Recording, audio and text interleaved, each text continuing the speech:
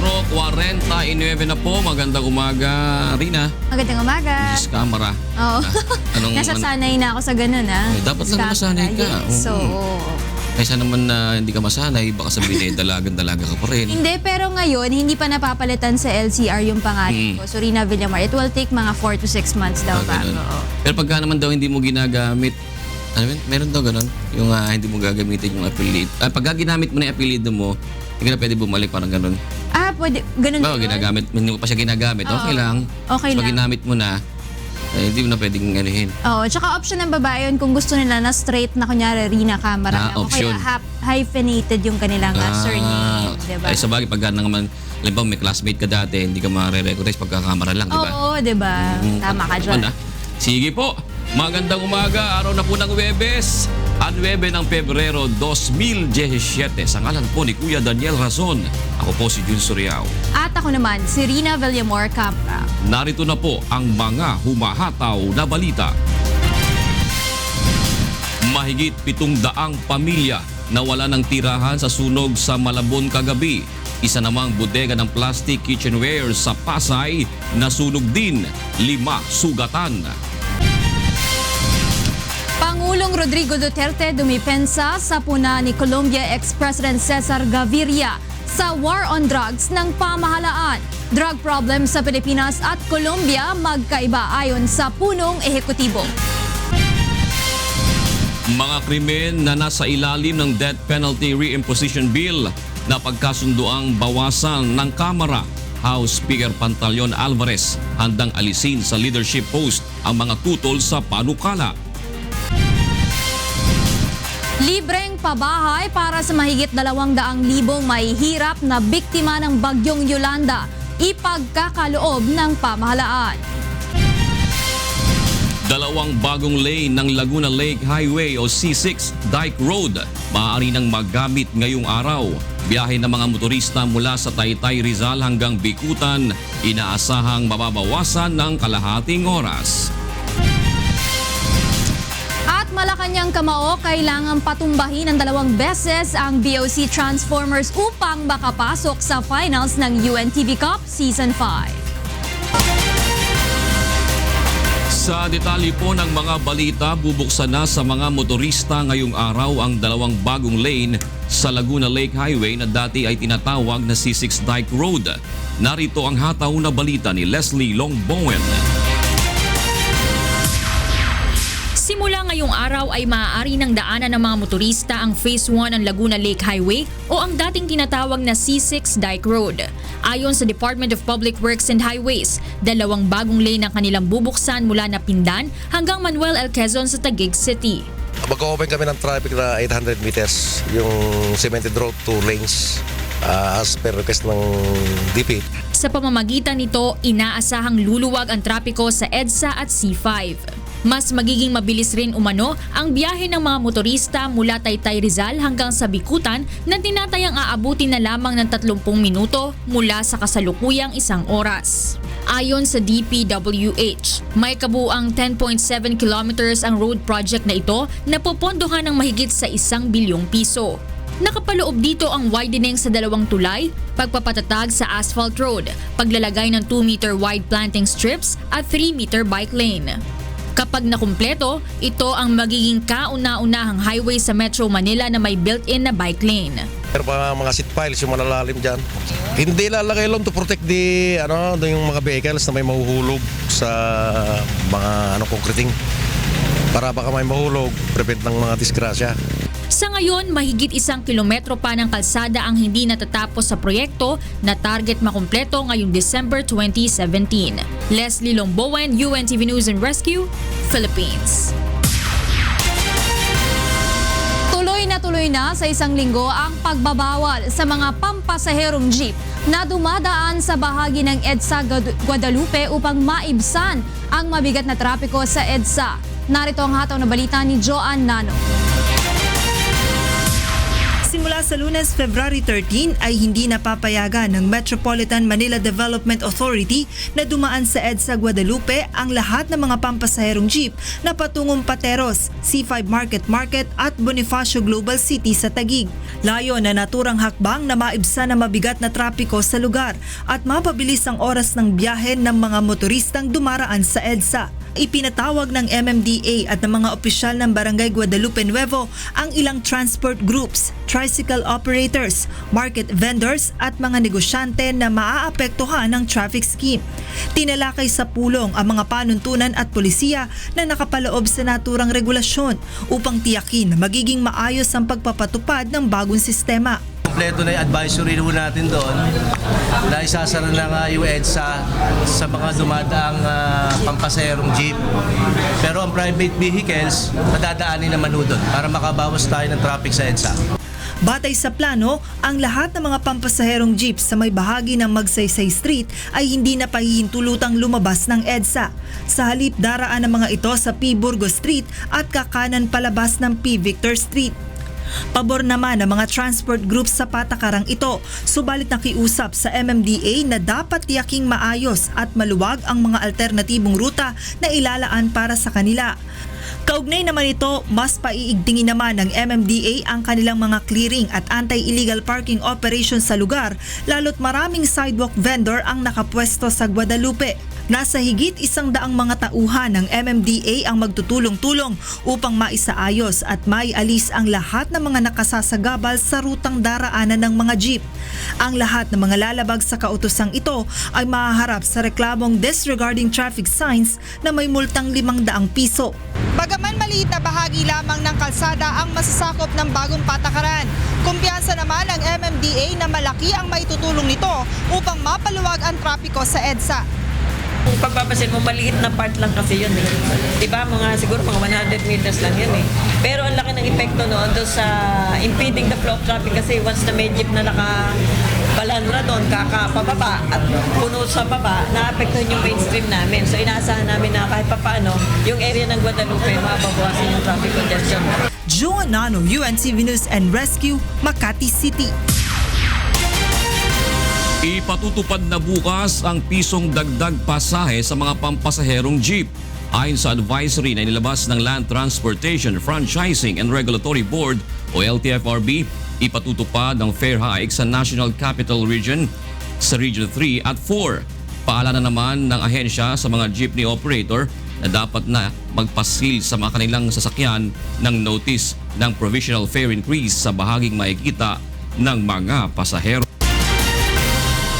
Tutol ang Department of Transportation sa plano ng Light Rail Manila Corporation na magtayo ng temporary station habang nade-delay pa ang pagtatayo ng common station na magdudugtong sa LRT Line 1 at MR3 Line 3. Narito ang hatong na balita ni Mon Hokso. Hindi pansamantala kundi permanenteng solusyon ang kailangan upang makapagserbisyo ng maayos sa libo-libong MRT at LRT commuters ayon sa Department of Transportation. Ayon sa DOTR, tinututulan nila ang pagtatayo ng temporary LRT station dahil mas lalaki pa ang gasto sa proyekto kumpara kung hihintay na lang maitayo ang orihinal na planong common station. Without losing sight of our objective na yung amin po sana ideal solution is isang permanenteng solusyon. Permanent in the sense that doon na po talaga interconnected na yung LRT1, MRT3 and MRT7. Kung matutuloy ang temporary station, hindi pa rin ito ganap na makakatulong sa mga commuters dahil kailangan pa nila maglakad ng 400 to 600 meters mula sa MRT Line 3 bago makarating dito sa pagtatayuan ng temporary station sa harap ng SM City Annex. Depensa naman ng Light Rail Manila Corporation, hindi makakahadlang sa itatayong common station ang temporary station. Bagkus, makakatulong pa ito upang mapataas ang ridership ng LRT Line 1 ng 20 to 40,000 commuters. Paano lang may pupush ngayon yun kung hindi binibigyan ng budget, no? So, the best solution is a common station, no doubt, no? But when will it happen? In the meantime, if we're really concerned about public service, we can put up a station immediately. Because I'm concerned about ridership. Gayunman, hindi naman malinaw kung papayagan ng LRMC na makadaan ang mga tren ng MRT Line 3 sa naturang istasyon dahil mangangailangan pa nila ito ng mga upgrade gaya ng signaling system. Pinawi naman ni Singson ang pangamba ng mga kongresista na maipasa sa mga commuter ang gastos sa pagtatayo ng temporary station dahil kaya naman anyang mabawi ito sa dami ng mga sasakay. Ang naturang temporary station ay magkakahalaga ng 250 to 280 million pesos at kayang itayo sa loob ng 10 hanggang 12 buwan. Mon Hocson, UNTV News and Rescue, House of Representatives. Sa iba pang balita, inanunsyo ni Pangulong Rodrigo Duterte kahapon na libre niyang ipagkakaloob ang pabahay para sa mga benepisyaryo ng biktima ng Bagyong Yolanda noong November 2013. Ang pahayag ay ginawa ng Pangulo sa kanyang public statement sa unang housing summit ng National Housing Authority na idinaos sa Quezon City. Yung housing ninyo, after a few years you have to pay 200,000. Yung Pablo, pati yung Yolanda. Basta ako pa ang presidente, libre na yan. No more. Sa totoo lang, magbayad rin kayo.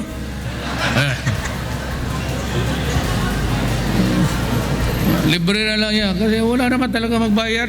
Pilipino. So, ayan. Pagdating ng kolektor, sabihin mo, kubrahin mo doon sa kay Duterte kung saan siya ngayon. Libre na para walang Okay? 205,000 benepisyaryo ang makikinabang sa libreng pabahay at conditional grant ng lupa sa ilalim ng Duterte administration. Ay kay NHA General Manager Marcelino Escalada, nagkakahalaga ng 290,000 pesos ang house and lot package na ipagkakaloob ng libre.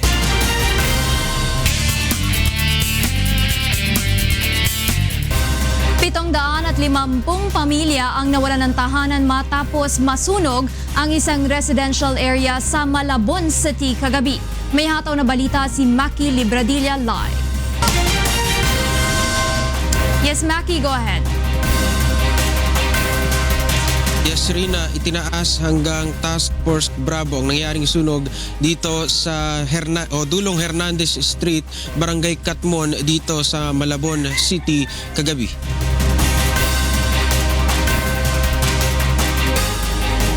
Ayon sa Bureau of Fire Protection, nagsimula ang sunog sa bahay ng nagngangalang Junjun pasado alas 5 kahapon sa hindi pa malamang dahilan. Nahihirapan din ang rumisponde ang mga bumbero sa pag-apula ng apoy dahil masisikip ang mga daanan sa nasunog na residential area. Kaya naman ang mga residente nagbayanihan na lang, bitbit ang kanilang mga balde at palanggana. Maging ang tubig mula sa kanal sinalok ng mga residente. Ang iba naman abala sa paglikas ng kanilang mga mahal sa buhay at naisalbang mga gamit. Subalit karamihan sa mga residente walang natira ni isang ari-arian. Sa kabuuan, 750 pamilya ang nawala ng tirahan sa nangyaring sunod kung saan tinatayang aabot ng 2 milyong piso ang halaga ng mga natupok na ari-arian. Yan mo ng latest. Balik sa iyo, Rina. Maraming salamat sa iyo, Maki Libradilla mula sa Malabon City. Isang sunog din ang sumiklab sa pabrika ng plastic kitchenwares sa Pasay City kagabi. 5 ang sugatan sa insidente kabilang na 3 bumbero. May hataw na balita si Asher Kadapan live. Morning, Asher. Yes, good morning, June. Umabot sa ikatlong alarma ang sunog sa isang warehouse sa AR Nais Avenue sa Barangay 108, Pasay City na nag-umpisa bandang alas 6 kagabi. Ayon sa gwardya ng warehouse, malaki na umano ang apoy nang matuklasan ito kaya't hindi na kinaya pang gamitan ng fire extinguisher. Ayon naman kay Fire Superintendent Carlos Dueñas, supplier umano ng kitchenwares ang establishmento. Natagalan umano ang pag-aapulan ng sunog dahil sa mga kemikal kung saan gawa ang mga materyales nito. Hindi naman kumalat ang apoy sa mga katabing residential houses dahil mataas ang firewall ng warehouse na umaabot sa 4 na palapag. 5 naman ang naiulat na nasugatan sa nangyaring sunog. Bandang alas 11 kagabi, idineklarang fire under control ng Bureau of Fire Protection ang nasunog na warehouse. Sa ngayon, June, nagsasagawa na lang ng overhauling ang BFP dahil meron pang mga pag-apoy sa nasabing establishmento. Balik sa'yo, June. Maraming salamat, Asher Kadapan. Narito naman ang mga balita sa labas ng bansa na ihahatid sa atin ni Monica Veralio. Hi Mon, good morning. Hi Rina, good morning. Here are the news from different parts of the globe. 6 tornadoes tore through New Orleans and other parts of Louisiana, injuring at least 20 people. The storm roared across highways and streets, leveling trees, power lines, and homes. Governor John Bell Edwards has declared a state of emergency throughout Louisiana, while search and rescue teams scored the landscape for survivors. The storm system battered New Orleans and suburban Baton Rouge, marking the 4th time in a year the state has been jolted by natural disasters. Residents in an exclusive Sydney suburb of Point Piper have decided to stay in hotels after several days of heavy rains. Nina Bascon has the news. A sinkhole has opened up near Australian Prime Minister Malcolm Turnbull's home in the exclusive Sydney suburb of Point Piper. Sydney suffered heavy rain on Tuesday with reports of flash flooding in its eastern suburbs. According to local media, police were called after reports that the sinkhole had appeared early morning. The street was then cordoned off with a sinkhole less than a kilometer from Turnbull's Sydney residence. We are going to be removing that slab which is hanging there. We'll then make the site safe, and at the same time we're working with the 3 utility companies so they can do some workarounds to get power back on without us having to complete the construction work, because that's going to take some time. The lady who lives next door to me, I've spoken to her too, and she's thinking about staying in a hotel tonight just for safety precaution. There have been no reports of damage to private property. Nina Bascon, UNTV News and Rescue, Melbourne, Australia. Kenyan investigators arrested a former chief executive of the Electoral Commission and 2 others in connection with the corruption scandal. Former election officials James Oswago was charged in court with receiving bribes from Trevi Oyombra, the agent for British firm Smith & Usman Limited, a printing firm that won contracts to print election material in past votes. The men appeared in court with Amida Ali, who allegedly facilitated payments using her bank account. All 3 have been or have denied any wrongdoing. After an investigation by Britain's Serious Fraud Office, a London court convicted the chairman and marketing manager of Smith & Usman Limited in 2014 of paying nearly £500,000 or $620,000 in bribes. And those are the news from around the world this morning. Back to you, Rina. Thank you, Monica, for that global news. Puntahan na po natin ang ating mga kasama sa Radio La Verdad 1350, ang mga masisipag na host ng huntahan. Kumpleto. Walang absent ba? June, baka mausog mo ha. Huwag mo na. May Friday pa. May Friday pa nga. Biglang ako nasabid eh. May Friday pa. Binabawi ko muna. Huwag ka magkakamali, Kuya June, ha, sa mga binabanggit mo. Isusumbong kita kaya, Tishe. Pag may umabsent bukas, ikaw may kasalanan. Hindi, para ma-alarma kayo, di ba? Kayo, kompleto din kayo. Tatandaan mo. Alam mo, dapat pambawi. Mag-check din tayo sa kanila. Mag-head count din tayo sa kanila. Hindi, madami nasa labas eh. Tayo laging walang nasa labas, Kikay lang. Madali kasing bilangin tayo. Alam mo, Tita Beth, you should take it as a compliment kasi it would appear that we are the apples of their eyes. So yun po, The apple of discord. Kuya June, Rina, sinabi lang namin dito, papaalala din natin sa mga nanonood, ingat lang po dahil sobra po ang mga sunog ngayon. Yes. Sabi na yung sunog. Naku, talaga naman kahit wala pa yung Fire Prevention Month natin, parang grabe, halos araw-araw na yung sunog. What more sa fire prevention? At malalaki. At Kuya June, tiyak ng ating fire department kahapon ay aktibo din, busy din. Dahil 3 sunog yun. So umabot na sa general alarm yung sunog sa kagabi sa Malabon. So I would presume lahat ng mga available na fire trucks within Metro Manila especially Volunteers. nagresponde na. Sige, malalaman natin yung detalye ng mga balita patungkol sa mga sunog ngayon. Hanggang mamaya sa ating pong balita. Narito mga dapat abangan sa ikalawang paghataw ng mga balita. Pangulong Rodrigo Duterte dumipensa sa puna ni Colombia ex-President Cesar Gaviria sa war on drugs ng pamahalaan. Drug problem sa Pilipinas at Colombia magkaiba ayon sa punong ehekutibo. Mga krimen na nasa ilalim ng death penalty reimposition bill babawasan ayon kay House Speaker Pantaleon Alvarez. Kongresista na nindigang handang alisan ng leadership post sa mga tututol sa panukala. Mga tauhan ng Bureau of Customs, inatasan ng Pangulo na palakasin pa ang revenue collection at mamuhay ng simple. 42 sa SAF 44 commandos na nasawi sa engkwentro sa Mama Sapano, Maguindanao.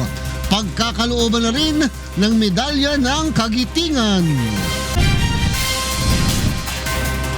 Malacanang Kamao, kailangang patumbahin ng 2 beses ang BOC Transformers upang makapasok sa finals ng UNTV Cup Season 5.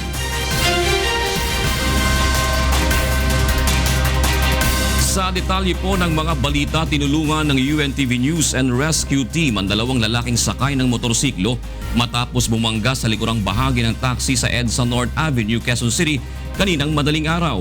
May hataw na balita si Reynante Ponte. Live. Good morning, Reynante. Yes, good morning, June, at sa ating mga kasangbahay, mabilis na remisponde ang UNTV News and Rescue Team sa isang motorcycle accident matapos nga itong bumangga sa isang taxi sa EDSA North Avenue sa Quezon City kaninang 3:30 ng madaling araw. Nadatna ng Grupo June na nakaupo sa gitna ng kalsada ang magkaibigan na sina JP Redon, 22 anyos at Arman Dacawan, 21 anyos, na pauwi na sana sa kanilang bahay sa Valenzuela galing sa kanilang trabaho. Natamo si Arman ng pananakit ng kanyang kanang braso na nilagyan ng pangunang lunas ng UNTV News and Rescue Team dahil hindi niya ito magalaw ng maayos, habang si JP ay may minor injuries lamang na inassess din ng grupo. Pagkatapos mabigyan ng first aid treatment, kapwa sila dinala sa East Avenue Medical Center. Sa kwento naman ng taxi driver na si Edmond Suwan, may L300 umano na nag-cut sa kanya kaya't napahinto siya sa gitna ng kalsada. Kaya't biglang bumangga ang kasunod ng motorsiklo na sinasakyan ng mga biktima. Inimbestigahan naman ngayon ng Quezon City Traffic Sector 6 ang nangyaring aksidente. Yan ang tulong muna pagbalita. Balik sa iyo, June.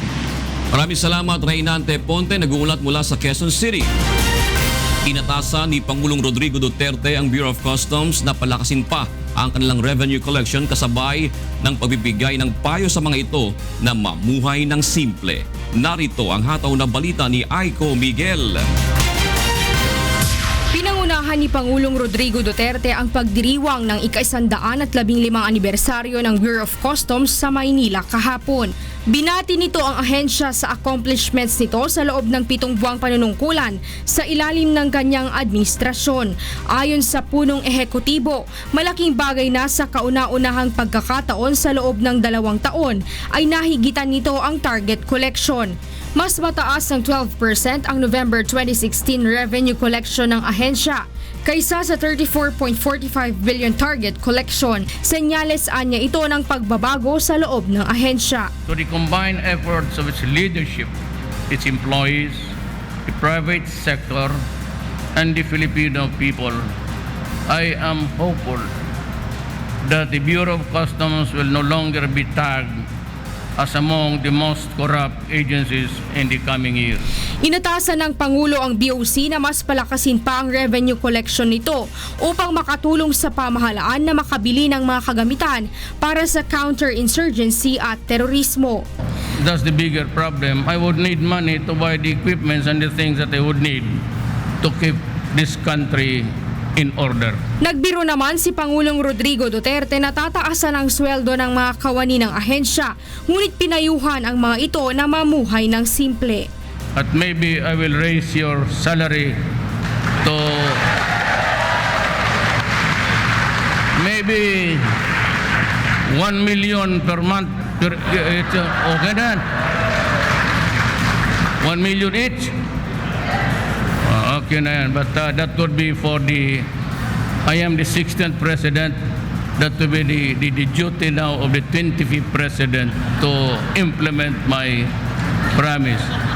In the meantime, live simply. Secret really there is, do not crave for things which you cannot afford. Do not dream of things which are beyond your reach. Aiko Miguel, UNTV News and Rescue, Bureau of Customs. Binatikos ng dating Pangulo ng Colombia na si Cesar Gaviria ang anti-drug war ng pamahalaan at sinabing inuulit lang ni Pangulong Duterte ang kanyang naging pagkakamali nang magsagawa ng drug war noong panahon ng kanyang panunungkulan. Dumepensa naman si Pangulong Duterte at sinabing magkaiba ang drug problem ng Pilipinas at Colombia. Narito ang hatong na balita ni Mirasol Abugadil. Nadagdagan na naman ang mga personalidad na bumabatiko sa paraan ni Pangulong Rodrigo Duterte ng pagsugpo sa iligal na droga. Ayon sa artikulo sa New York Times na lumabas noong February 7, sinabi ni Colombian ex-President Cesar Gaviria na inuulit lamang ni Pangulong Duterte ang kanyang pagkakamali sa war on drugs. Dapat aniyang iwasan ng Pangulo ang heavy-handed approach upang wakasan ang problema sa iligal na droga sa bansa. At bagkos ay pinayuhan ang Duterte administration na palakasin ang public health and safety, anti-corruption measures, partikular na ang anti-money laundering at pag-decriminalize sa paggamit ng ilang uri ng droga. Si Gaviria ay naging Pangulo ng Colombia noong 1990 hanggang 1994 at sa panahon ng kanyang panunungkulan na neutralize ang notorious drug trafficker na si Pablo Escobar. Ang Colombia ay isa sa mga bansang pinanggagalingan ng malalaking supply ng cocaine at heroin. Ngunit ayon kay Pangulong Duterte, magkaiba ang sitwasyon ng Pilipinas at Colombia. Ginawa ng Pangulo ang pahayag sa pagdiriwang ng ika-115 anibersaryo ng Bureau of Customs kahapon. Sabi nila yung Colombia has been lecturing about that idiot. You know, doon cocaine. Cocaine pati heroin is not really, but cocaine is more or less marijuana. Medyo okay yan. You can still communicate. But with shabu. Alam ba ninyo yung shabu? Ang minimix niyan, tubig ng baterya. The fact alone that it is mixed using battery water will give you an indication of what's going to happen inside your brain. We have created about 4 million addicts. They are slaves. Sinagot din ng Pangulo ang mga batikos na ang mahihirap na Pilipino lang umano ang naaapektuhan ng drug war ng pamahalaan. There's always the contention that Duterte is killing the rich, the poor, and the rich. Noon, they're always asking, so where's the big fish? Then we started with the mayors. They were killed along the way, ambos and everything. So there's the big fish. So where's the small fish? They're poor. The problem is they are part of the apparatus. Sa huli, muling nanindigan ang Pangulo na gagawin ng lahat upang masugpo ang problema sa droga sa bansa. Mirasol Abugadil, UNTV News and Rescue, Philippines. Napagkasunduan sa caucus ng House Majority Coalition kahapon na bawasan ang mga krimen sa ilalim ng Death Penalty Reimposition Bill at huwag nang gawing mandatory ang pagpapatupad ng parusang kamatayan. Narito ang hataw na balita ni Leslie Longbowen. Nagpahayag na rin ng pagsuporta sa pagsusulong ng pagbabalik ng parusang kamatayan sa bansa ang mga party leader na kabilang sa majority coalition ng mababang kapulungan ng Kongreso. Ayon kay House Speaker Pantaleon Alvarez, ito ay matapos ang kanilang isinagawang caucus kahapon na nagtagal ng halos 3 oras. Kanina may mga nabawas na kami, napag-agrihan namin. Ayon pa kay Alvarez, napagkasunduan nila na bawasan ang mga krimen na nasa ilalim ng Death Penalty Reimposition Bill. Kabilang dito ang plunder na hahayaan na lang aniya nila sa kasalukuyang plunder law. Dagdag pa ng House Speaker, hindi na rin gagawing mandatory ang pagpapataw ng parusang kamatayan. Ang napagkaagrihan, hindi siya mandatory death, no? Kundi, ano yun? Reclusion perpetua to death. Ibig sabihin, yung judge, yung magsasabi kung kailan niya ipapataw yung death penalty. Pinigyang diin naman ni Representative Alvarez na seryoso siya sa kanyang pahayag na pagtatanggal sa mga nasa leadership post gaya ng committee chairs na tutol sa naturang panukala. Kabilang sa mga kilalang tutol sa death penalty reimposition, sina Majority Leader Rudy Fariñas at Deputy Speaker at dating Pangulong Gloria Macapagal Arroyo. Hindi banta yun. Talagang totoo yun. Iwala naman ng House Speaker na sa kabila ng delaying tactics ng opposition bloc ay agad na makakapasa sa lower house ang kontrobersyal na panukala. Leslie Longbowen, UNTV News and Rescue, Philippines. Pagkakaloban na rin ng Medal of Valor ang 42 pang miyembro ng PNP Special Action Force o SAF-44 na nasawi sa madugong engkwentro sa Mamasapano, Maguindanao noong January 25, 2015. Sa liham ni Executive Secretary Salvador Medialdea na naka-address kay Interior and Local Government Secretary Ismael Sueño, nakasaad na inaprubahan na ni Pangulong Rodrigo Duterte ang pag-upgrade ng medalya ng kabayanihang unang iginawad ng PNP sa 42 SAF sa posthumous award na medalya ng kagitingan. Noong nakalipas na buwan, inatasan ni Pangulong Duterte si PNP Chief Ronald De La Rosa na asikasuhin ang lahat ng mga dokumentong kinakailangan upang maigawad ang pinakamataas na pagkilala sa lahat ng PNP SAF members na nasawi ng ilunsadang Oplan Exodus upang tugisin ang international terrorist na si Zulkifli Binhir alias Marwan. Nilinaw ng Philippine National Police na ang pagdedestino sa basilan ng nasa mahigit 200 pulis ay hindi paraan ng parusa sa mga ito. Narito ang hatol na balita ni Grace Cassin. Dinipensahan ng Philippine National Police ang desisyon ni Pangulong Rodrigo Duterte na ipatapon sa basilan ang mga pulis na may kinakaharap na kaso. Ayon kay PNP PIO Chief Police Senior Superintendent Junardo Carlos, hindi maituturing na parusa ang ginawa ng Pangulo sa mga ito. This is a regular thing sa amin. The transfer and reassignment of our personnel, given na yan sa trabaho. We are members of the Philippine National Police and not just a local police force. Posibleng kasama sa mga pulis na ipapadala sa basilan ay ang na-identify sa umano'y pagtatanim ng droga base sa CCTV footage na ipinakita sa Senado. Kabilang din dito ang mga pulis sa La Loma na sangkot sa nangyaring hulidap sa Mandaluyong EDSA. Sasagutin naman ng PNP ang pamasahe ng mga ito pauwi ng Maynila kung kailangan nilang dumalo sa pagdinig sa kanilang mga kaso. Binigyan diin ng PNP na hindi na maaaring umapela pa ang mga pulis dahil buo na ang naging direktiba ng Pangulo. Para naman kay dating PNP Chief Senator Panfilo Lacson, walang mali sa pagdidisiplinang ginawa ng PNP sa kanilang mga pasaway na tauhan. Ang opinion ko, ito mga rogue cops, for the longest time, they're also shaming the PNP. So they deserve no less. No? Kung ipahiya rin sila, they should expect na dahil sa ginagawa nila, meron din kasukli yun, di ba? Samantala ayon kay NCRPO Chief Oscar Albayalde, sa ngayon wala pang pulis na nagpahayag na magre-resign na lang kaysa ipadala sa basilan. Grace Cassin, UNTV News and Rescue, Camp Crame. Ipinatawag na ng PNP Internal Affairs Service ang 4 na pulis na sangkot sa G.I.G.Ju kidnap slay case. Narito ang hatol na balita ni Lea Ilagan. Pinadalhan na ng SOMO ng PNP Internal Affairs Service sina Police Superintendent Rafael Dumlao, SPO3 Ricky Santa Isabel, SPO4 Roy Villegas at PO2 Christopher Baldovino na isinasangkot sa G.I.G.Ju kidnap slay case. Ayon kay PNP IAS Deputy Inspector General Police Director Leo Angelo Lioterio, Kailangang mag-report sa kanila ang mga ito bago matapos ang linggo upang mapag-usapan ang isasagawang summary hearing. Gustong malinawan ng PNP IAS mula sa 4 kung nais nilang gawing open hearing o magsusumiti na lamang sila ng position paper.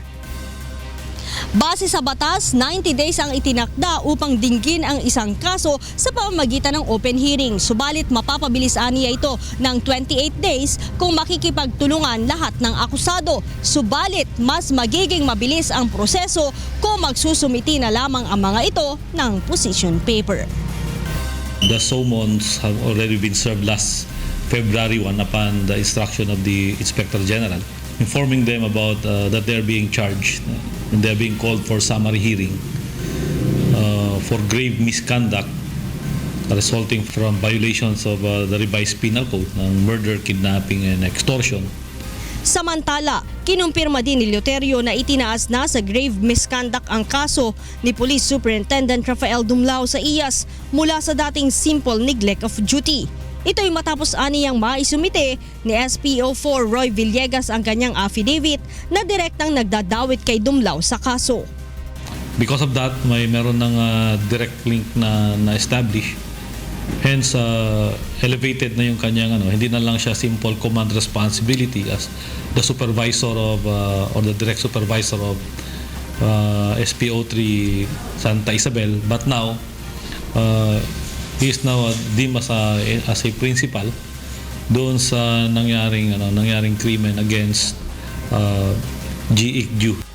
Ipinaliwanag pa ng general na sa kasong simple neglect of duty, tanging suspension lamang ang parusa habang dismissal from the service naman ang posibleng kaharapin sa grave misconduct kung mapatutunayang guilty. Leia Ilagan, UNTV News and Rescue. Camp Crame. Tiniyak ng Armed Forces of the Philippines na magiging maayos ang pagpapatupad ng ROTC program sakaling ibalik muli at gawin itong mandatory sa mga estudyante. Narito ang hatol na balita ni Brian De Paz.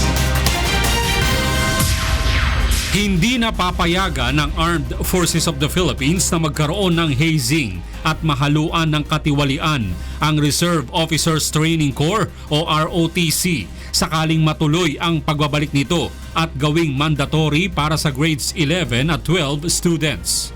Ayon kay AFP Public Affairs Office Chief Colonel Edgar Arevalo, titiyakin nilang mas mahigpit na maipatutupad ang anti-hazing law sa pagpili ng mga itatalagang tactical officers. Tactical officers in charge of ROTC training have to be no record of abuse or hazing. Additionally, the anti-hazing law will be strictly implemented.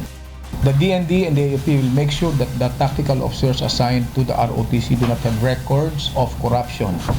Sisiguraduhin na nilang magiging maayos ang kanilang koordinasyon sa Department of Education at Technical Education and Skills Development Authority o TESDA para sa pagbalangkas ng Program of Instructions. Bibigyan diin sa bagong ROTC ang humanitarian assistance, disaster relief operations at civic service knowledge. Ayon kay Colonel Arevalo, asahan din na may surprise inspection upang masigurong ang kanilang ginagawa ay ayon sa batas. There will be unscheduled inspection and audits of ROTC, unity, grievance mechanism, and hotlines for complaint will also be made available. Ang pondo para sa ROTC ay magmumula naman sa budget ng Department of National Defense, DepEd, CHED, TESDA at General Appropriations Act. Nagsimula ang ROTC sa bansa noong 1912 ngunit naging mandatory noong 1935 sa ilalim ng National Defense Act o Commonwealth Act No. 1 sa bisa ng Executive Order 27 ni dating Pangulong Manuel Quezon. Ngunit dahil sa mga naglabasang kontrobersya sa ROTC, taong 2002 nang gawin itong voluntary na lamang at tinawag na National Service Training Program. Brian De Paz, UNTV News and Rescue, Camp Aguinaldo. Kinumpirma ng isang rebel returnee na nagre-recruit ng mga menor de edad ang New People's Army upang mapabilang sa kanilang armadong pakikibaka. Narito ang hataw na balita ni Victor Cosare.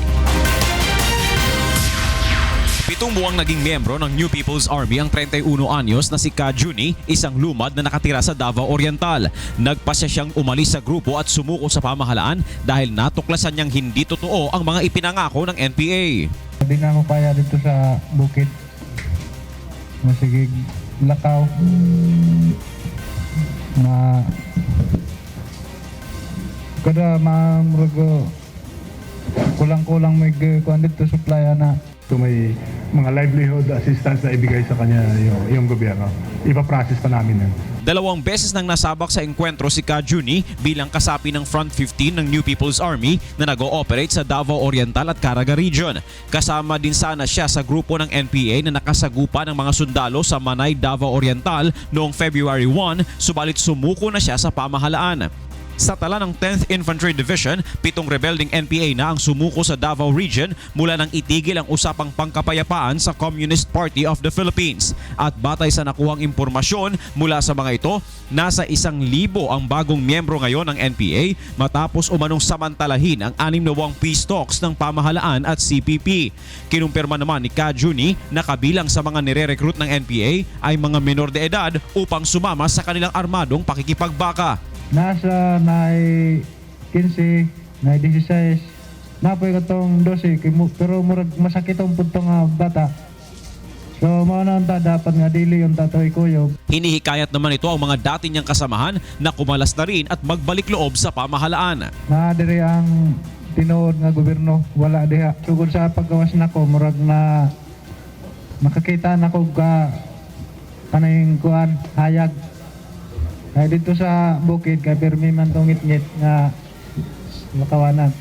Samantala, patuloy namang nagsasagawa ng operasyon ang militar sa Davao Region laban sa NPA matapos bawiin ni Pangulong Rodrigo Duterte ang idineklarang unilateral ceasefire. Victor Cosare, UNTV News and Rescue, Davao City. Tiniyak ng Department of Agriculture na hindi pa rin makapapasok ng maluwag sa bansa ang mga imported na bigas kahit aalisin na ang ipatutupad na quantitative restriction sa Hunyo. Narito ang hataw na balita ni Ray Pilayo. Pinangangambahan ng National Movement for Food Sovereignty at ng Integrated Rural Development Foundation ang magiging epekto sa industriya ng pagsasaka kung aalisin ang quantitative restriction sa katapusan ng Hunyo ngayong taon. Ang quantitative restriction ay paglilimita sa pagpasok ng imported na bigas sa bansa.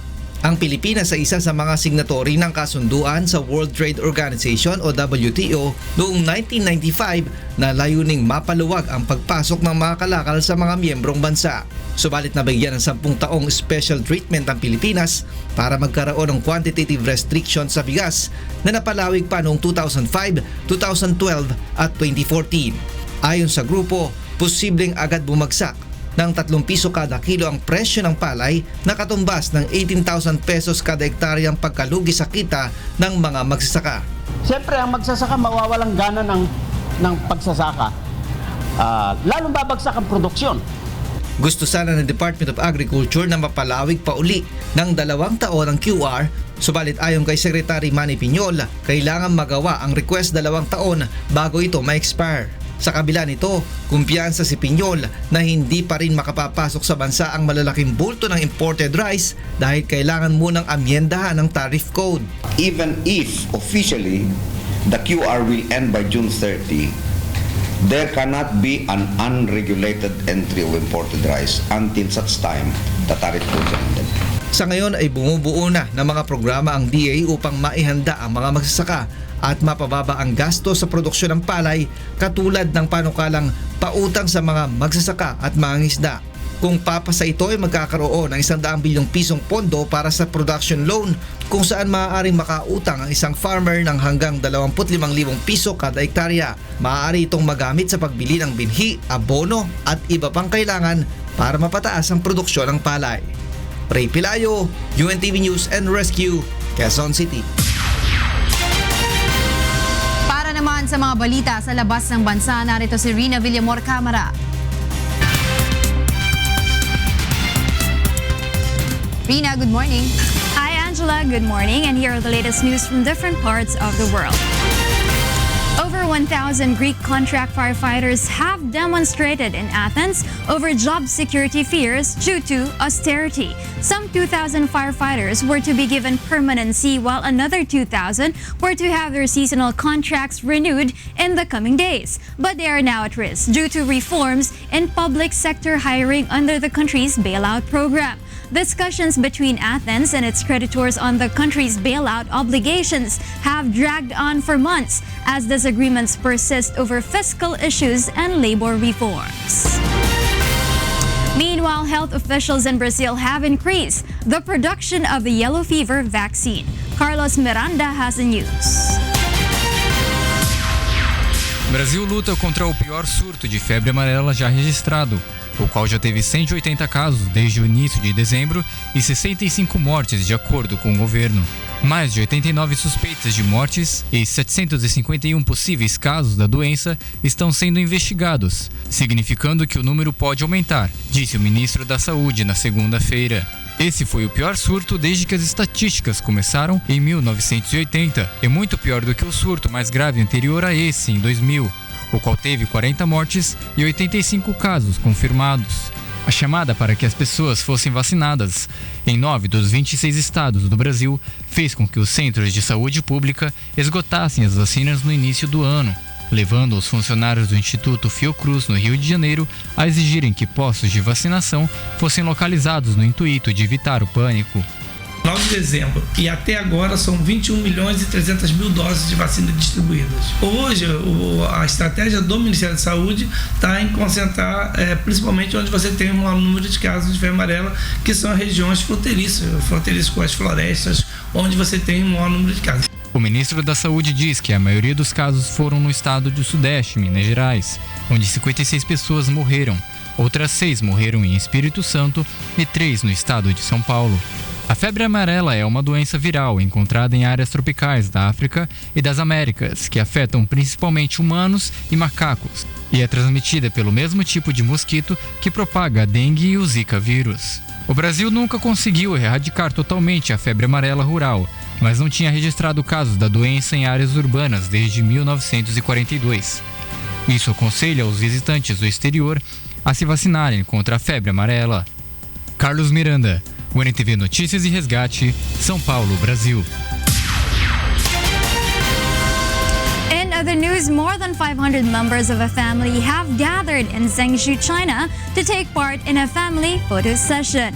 Members of the Ren family have arrived from all over the country to celebrate a Chinese holiday together at their ancestral home. Ranging from the age of a few months to over 90, the family spans 7 generations. According to the Chinese government estimates, up to 3 billion trips are made each year by people crisscrossing the country to visit family and friends at this time of the year. And those are the latest news from around the world at this hour. Back to you, Angela. Thank you, Rina. Para sa mga karagdagang balita, bumisita lamang sa aming website na untvweb.com. At abangan sa ikatlong paghataw ng mga balita. Libreng pabahay para sa mahigit 200,000 mahihirap na biktima ng Bagyong Yolanda, ipagkakaloob ng pamahalaan. Ilang Korean community sa Cebu na babahala sa pahayag ng Pangulo ukol sa Korean Mafia operation sa lalawigan. PNP Central Visayas wala pang natatanggap na ulat ukol dito, ngunit tiniyak na patuloy ang validation at monitoring sa umano'y prostitution at illegal drugs operation. Mahigit 4,000 civil servants, kabilang ang mga pulis at guro sa Turkey, tinanggal sa serbisyo dahil sa umano'y kaugnayan sa terrorist organizations. At Malacanang Kamao susubukang patumbahin ng 2 beses ang number 1 team BOC Transformers upang makapasok sa finals ng UNTV Cup Season 5. Sa detalye po ng mga balita, mahigit 200,000 biktima ng Bagyong Yolanda ang makatatanggap ng libreng pabahay mula sa pamahalaan. Narito ang hataw na balita ni Ross Salicos. Inanunsyo ni Pangulong Rodrigo Duterte kahapon na libre niyang ipagkakaloob ang pabahay para sa mga benepisyaryo na biktima ng Bagyong Yolanda noong November 2013. Ang pahayag ay ginawa ng Pangulo sa kanyang public statement sa unang Housing Summit ng National Housing Authority na idinao sa Quezon City. Yung housing ninyo, after a few years you have to pay 200,000. Yung Pablo pati yung Yolanda. Basta ako pa ang presidente, libre na yan. No more. Sa totoo lang, magbayad rin kayo.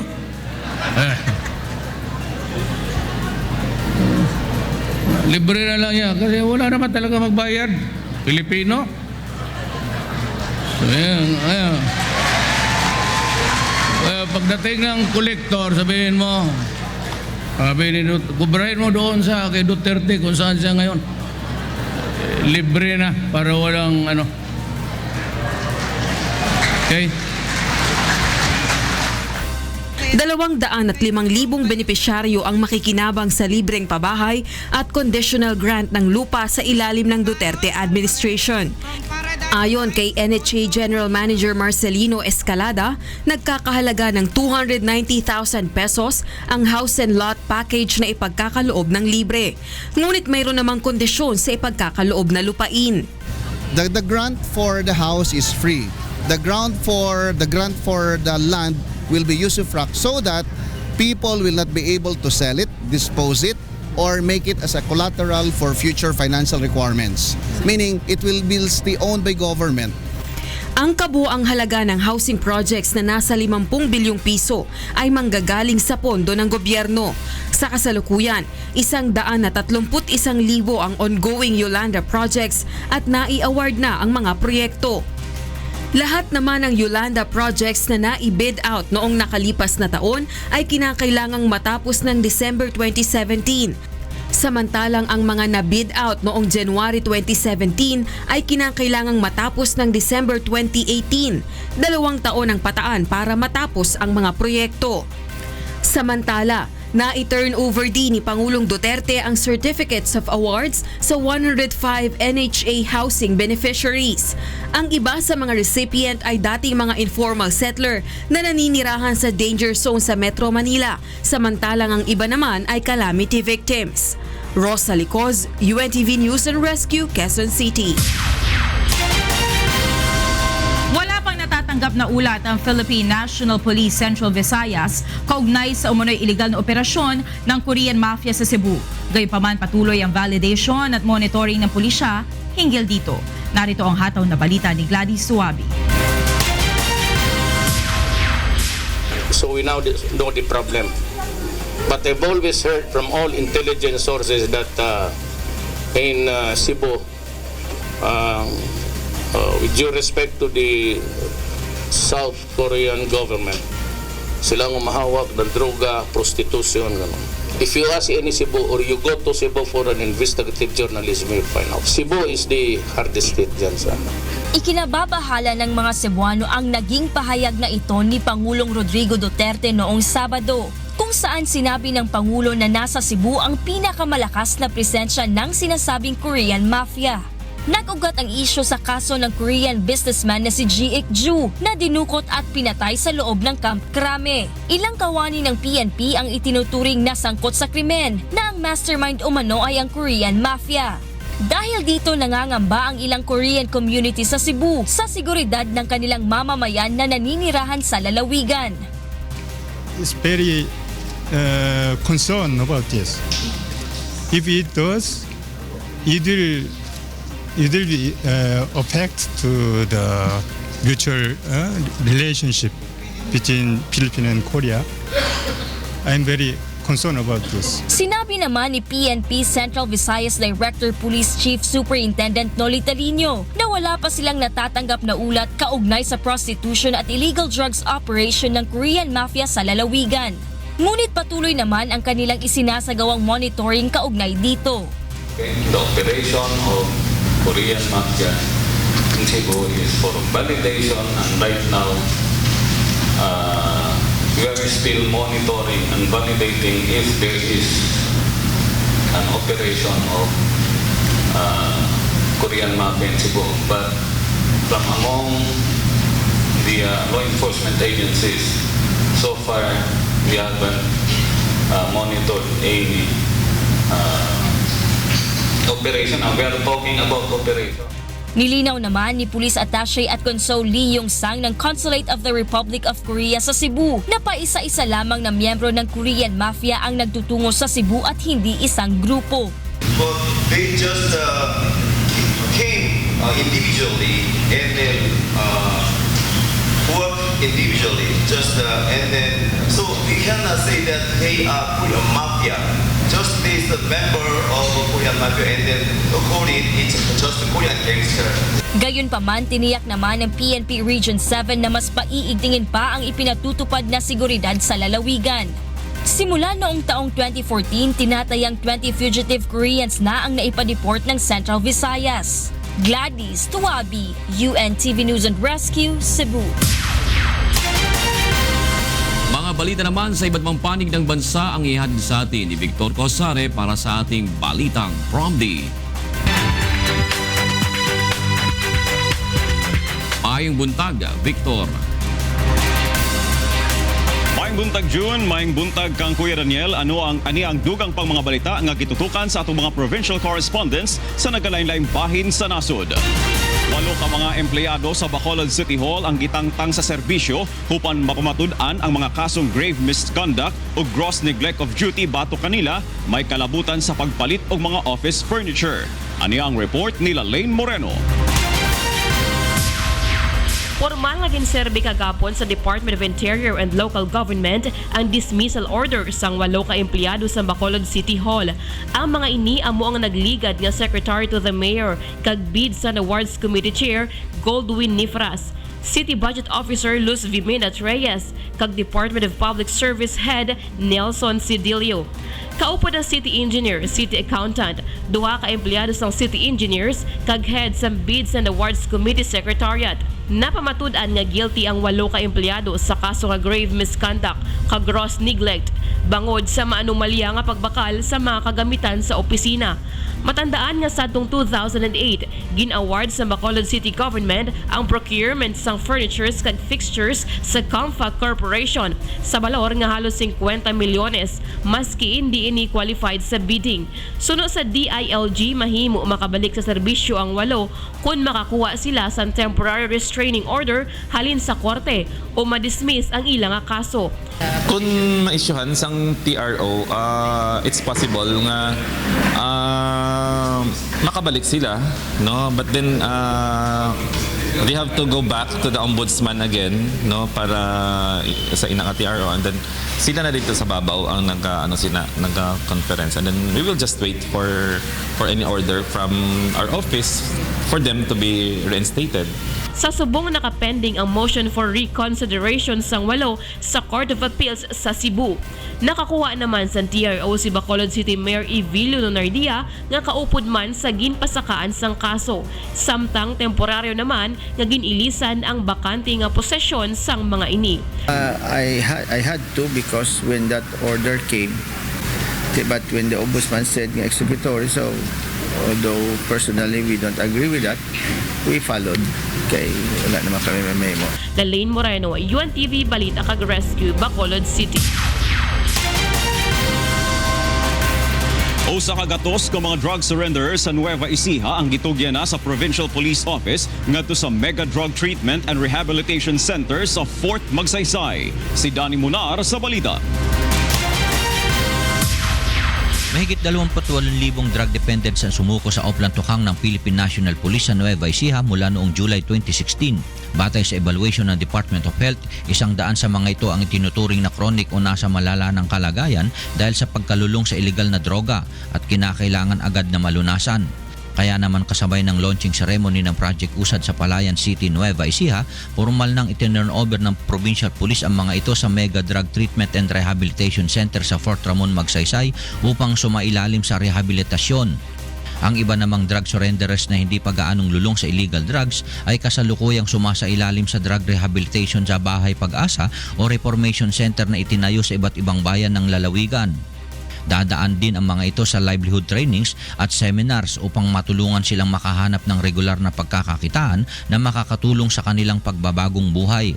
So we categorize them based on their sa age bracket nila, sa gender nila, sa kanilang skills, no, sa kanilang interest, at i-refer natin sila sa mga concerned agencies. So magkakaroon tayo ng job fair inviting the business sector, no, for the possible hiring of these reformed drug surrenderers. Tuloy naman ang isinasagawang evaluation ng Department of Health sa mga drug surrenderers sa probinsya dahil sa pagtaas ng bilang ng mga sumusukong drug surrenderer. Danny Monara, UNTV News and Rescue, Nueva Ecija. Madugangan pa ang mga taog sea vessels nga magamit sa pagbantay sa dakbayan sa Davao human gibawi sa presidente ang unilateral ceasefire sa CPP-NPA. Si Aileen Taclob sa balita. Pagkapahingusgan pa sa lokal nga kagamhanan ang ginapatuman nga seguridad sa Davao City, human giundang ni Pangulong Duterte ang pagpatuman sa unilateral ceasefire sa Communist Party of the Philippines, New People's Army. Tungod kini human sa nahitabong pag-atake sa mga rebelde, diin unom ka sundalo ang napatay. Sumala pa kang Brigadier General Gilbert Gapay, ang hepe sa Joint Task Force Haribon, usa sa posibleng target karon sa NPA ang Davao City. The NPAs will undertake atrocities and other terroristic activities targeting Davao City. Dako usab ang pagtuo ni General Gapay nga posibleng magtinabangay ang mga teroristang grupo.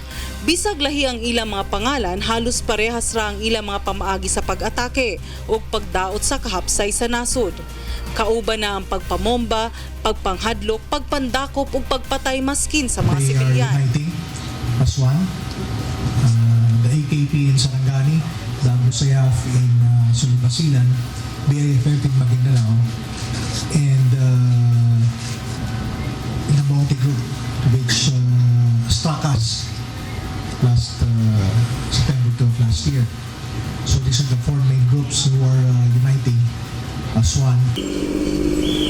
Gisiguro sa lokal nga kagamhanan sa Davao City nga luwas ang katawhan sa dakbayan apan giawhag ang publiko nga mutabang sa pagbantay sa seguridad sa syudad. So ganun pa man, nakakapaniguro kami na the actions of the government, particularly the military and the police, are enough to ensure the safety and security of Davao City. But nonetheless, sabi ko nga, kahit ganun yung assurance na pinamimigay namin, hinihingi pa rin namin ang suporta ng lahat ng Davaoeños. Gawas sa inland security sa dakbayan, nadungagan og unom ang 14 ka sea vessels nga regular nga nagalibot sa kadagatan. Magdugang usab og kapin 3,000 ka mga personahe gikan sa nagkalain-laing rehiyon alang sa dugang nga seguridad sa lungsod ug alang usab mabantayan ang mga delegado sa ASEAN meeting nga gipatigayon ron sa dakbayan. Aileen Taclob, UNTV News and Rescue, Davao City.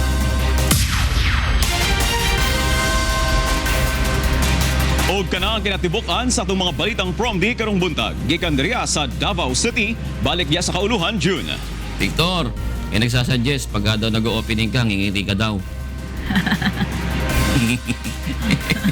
Ay, yung Ay, bukin ang palmi. Ito mo, may dimple parang si Porky. Pag napapas mo, lumalalim na lumalalim lalo. Parang sinkhole. Salamat, Victor Cozare. Naman sa mga balita sa labas ng bansa, kasama natin si Angela Lagunzal.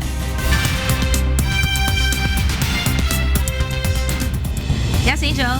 Thank you, Monica. And for News Abroad. Turkey dismisses over 4,400 civil servants, including teachers, police officers, and academics, over suspected links with terrorist organizations following a failed coup last July. Among the academics dismissed are those who signed a petition last year criticizing military action in the restive southeast against Kurdish militants. Hundreds of civilians, members of the security forces and militants have been killed since the conflict with terrorist group Kurdistan Workers' Party reignited in 2015. Turkey has already removed or suspended more than 125 people and formally arrested 40,000 since the attempted coup, during which rogue soldiers tried to overthrow the government, killing more than 240 people.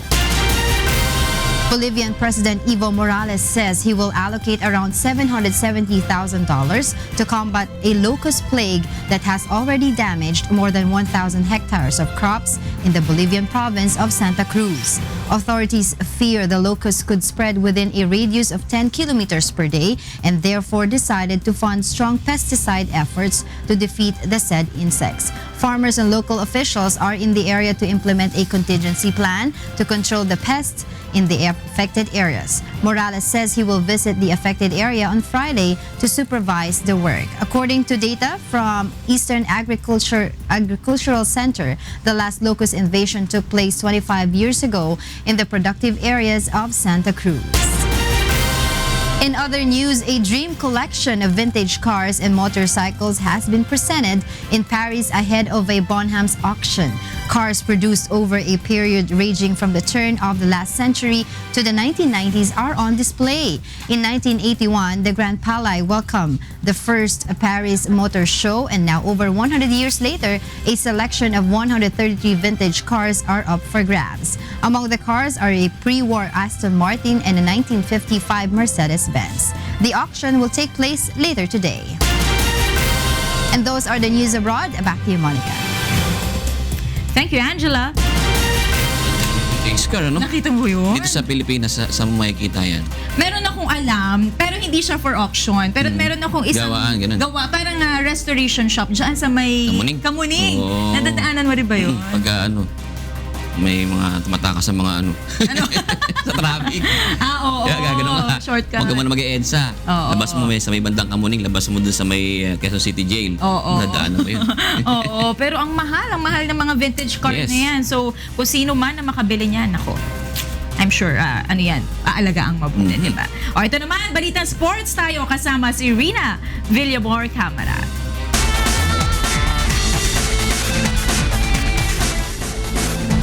Yes, Rina. Hi, Mon. Ito, balitang badminton muna tayo at basketball. Pero bago ang lahat, alam niyo na. Sabi sa'yo, may trivia yan. Binigay ka na kay Monica eh.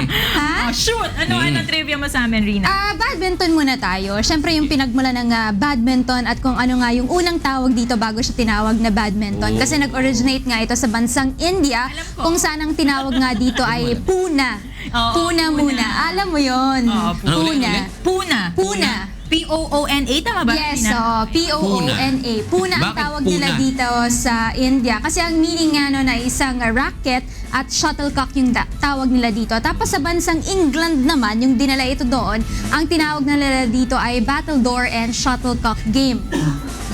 Bago siya naging badminton. Alam niyo ba kung sino unang naglaro niyan? Sino? India.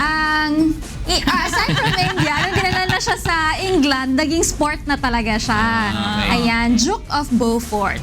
Noong 1873. Pero paano siya, from the word Puna, bakit siya tinawag na badminton? Ano ibig sabihin ng badminton? Yung racket and paggamit nga ng shuttlecock nila. Yun yung ibig sabihin ng badminton? Yes, Yung etymology ng kanyang word. Okay. Yan. Alam mo ba, may isa pang tawag sa shuttlecock nga noon? Ano? Bird or birdie. Bird of bird? Sa golf na Talaga rin yung tawag sa kanila.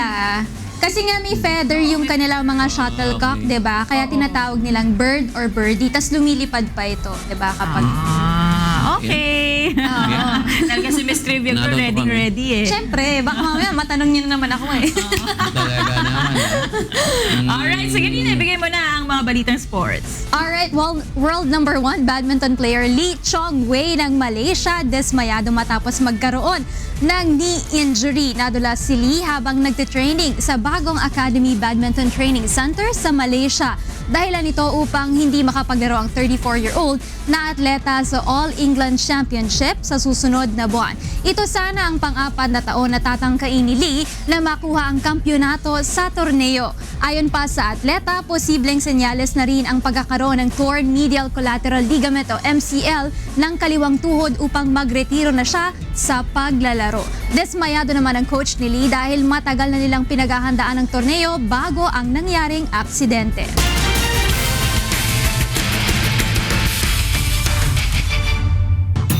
Mainit na sagupaan ang masasaksihan ngayong linggo sa muling paghaharap ng Malacanang Kamao at BOC Transformers sa semifinals ng UNTV Cup Season 5. Pipilitin ng Malacanang na makabawi sa nauna nitong pagkatalo laban sa BOC noong nakalipas na Enero. Narito ang hatang balita ni Bernard Dadis. Here's Watson. Nice location downstairs.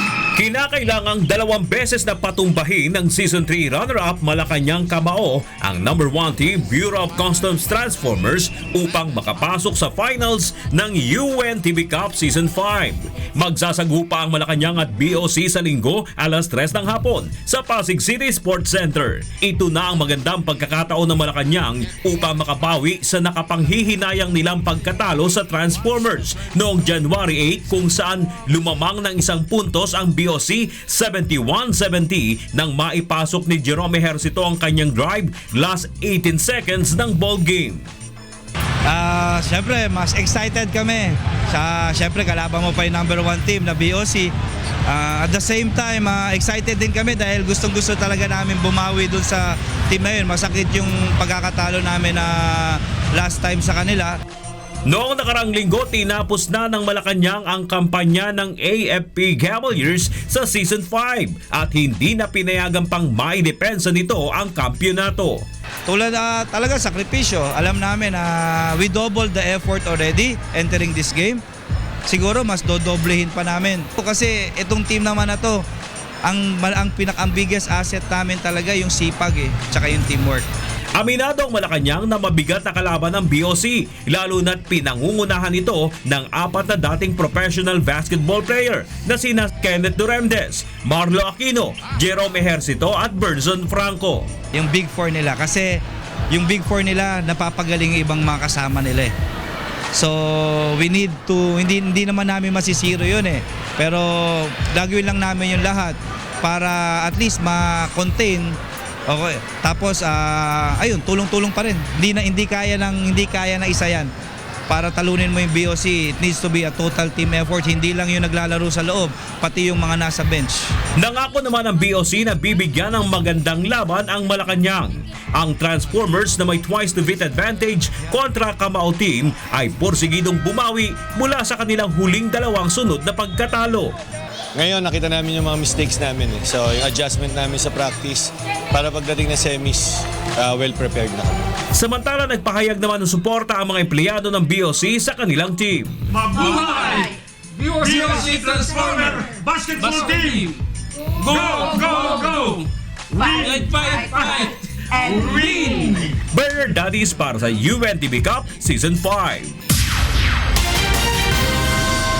Monica, June as of now, number 1 pa rin sa ating team standings ang BOC Transformers. At alam nyo ba, 2 kupunan pa lang nakakapagpabagsak dito sa BOC Transformers ngayong season. Ito ang kupunan ng BFP Firefighters at AFP Cavaliers. Kaya naman kailangan galingan pa rin ng BOC Transformers, lalo na nasa kanila ang twice to beat advantage. For Sunday's game nga, nandiyan na nangunguna ang Malacanang Kamao kontra sa BOC Transformers para sa ating first game na gaganapin sa Pasig City Sports Center. Game starts at 3 o'clock p.m. at para naman sa ating second game, andyan ang Judiciary Magis kontra naman sa PNP Responder. So BOC at Judiciary ang may twice to beat advantage para sa ating games this coming Sunday. Monica?